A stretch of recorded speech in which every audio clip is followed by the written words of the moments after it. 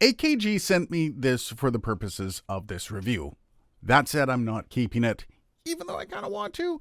Not gonna lie, thought it was gonna be a while before I got through the whole Perception lineup.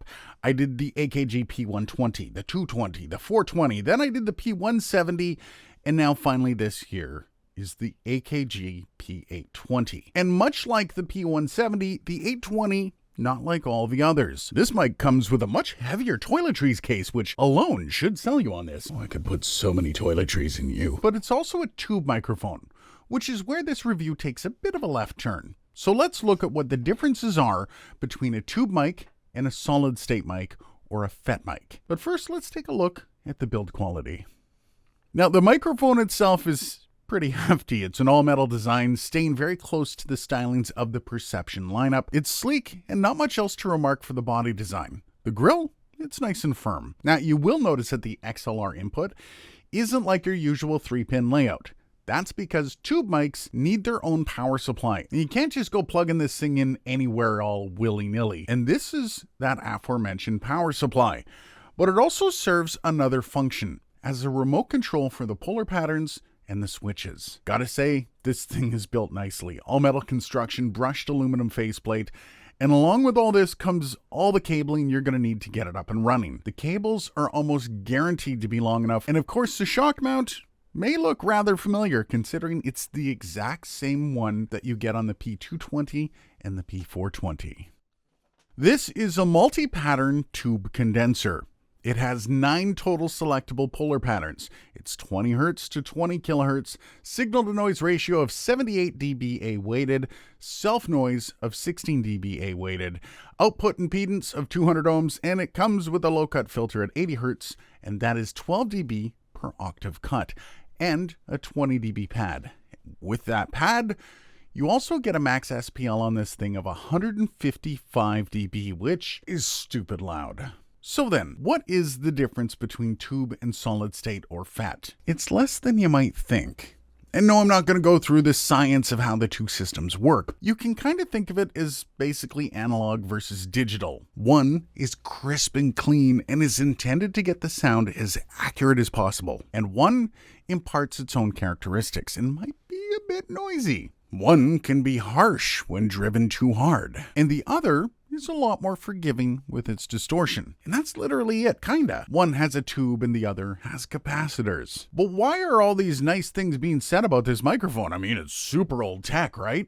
Up there with the ribbon mic for being one of the oldest technologies in the audio sphere. FET did kill the tube way back in the 60s, right? Well, there are a few ideas on this, and I did cover some of these in the ribbon mic video I did a while back. You see, back in the day, everything had noise. So when you record multiple things, the noise would just get built and built. So when FET technology came around, it was just a breath of fresh air. It didn't have as much extraneous noise. Plus, that clarity was massive, especially when there's so much roll-off on tape, especially on that high end.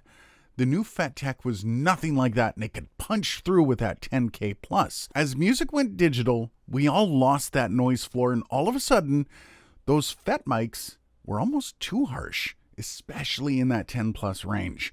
No character, and you couldn't drive them hard. And well, look who's looking at these tube mics again. I think it's best put that no matter the tech that is inside a microphone, they're all tools, and they're just that. And when you use those tools properly, you can do some pretty cool shit with them.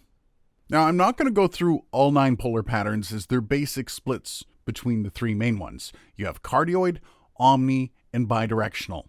So let's cover those. This is on the cardioid polar pattern. This is me speaking into the microphone from about 5 inches away. Now I'm speaking directly into the side of the microphone from about 5 inches away. Now I'm speaking directly into the back of the microphone from about 5 inches away as my cat eats food just off to my side. Really? You picked now to eat? Here I'm speaking into the front of the mic from about 5 inches away in the omni polar pattern.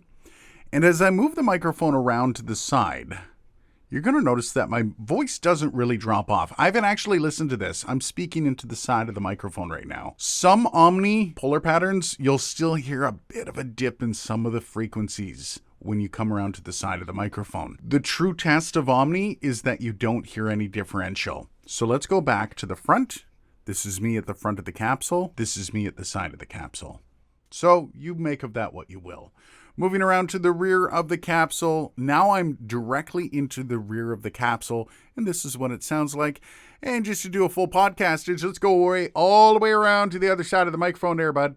And now we have this microphone in the figure 8 polar pattern. Now you should have full transparency from this side as well as the other side, and a dead area right in the middle. So we're going to test that out. This is me speaking into the front of the capsule from about 5 inches away. Now I'm speaking into the side of the capsule from about 5 inches away. Now I'm speaking into the rear of the capsule from about 5 inches away. This is me speaking about 5 inches from the front of the AKG P820. Now I have the pad engaged, and I'm speaking about 5 inches away from the AKG P820. Now let's take a look at the low-cut filter, which is at 80 Hertz, and it's a pretty steep roll-off. It's 12 dB per octave cut. So this is me speaking about 5 inches off the front of the capsule, the AKG P820. And now I have that roll-off engaged. Remember, 80 Hertz, 12 dB per octave. What do you think? Peter Piper picked a peck of pickled peppers. Peter Piper picked a peck of pickled peppers. This is me speaking about 5 inches off the front of the capsule. Now I'm about 1 inch off the front of the capsule. 5 inches, 1 inch. This is the AKG P820 tube microphone. What's the difference between a tube microphone and a non-tube microphone? I don't know, but Aiden probably does. The cool thing is about this microphone is that it comes with an extra box to do things with. Also, it has a little clover pattern or a bunch of united hearts. So if that's your thing, this is microphones for you. No, I'm not going to do a pros and cons here. I will admit that my experience with tube mics isn't as full as I wish it could be. But honestly, I've already started the process to buy one for myself. And that process can be lengthy depending on money and how much I have. And I really do want to start getting into more tube mics, especially as we start doing more music on this channel. It really wouldn't hurt to have this thing in my mic locker. So take from that what you will. Now, if you want to check out more about this microphone, there are affiliate links down below, so you can do just that. What do you think, though? Is there more that needs to be explained between tube and FET or solid state? Let me know down below. Also, what do you think of the P820? And do you have any tube mics? Let me know what you think are the best tube mics, especially in the cheaper range, which I know this is expensive, but it's still kind of cheap. Hit me up down below, and I will see you in the next video. Here I'm speaking into the front of the capsule from about 5 inches away. Really? You had to jingle your bell too. 5 inches? 5 inches? What the hell?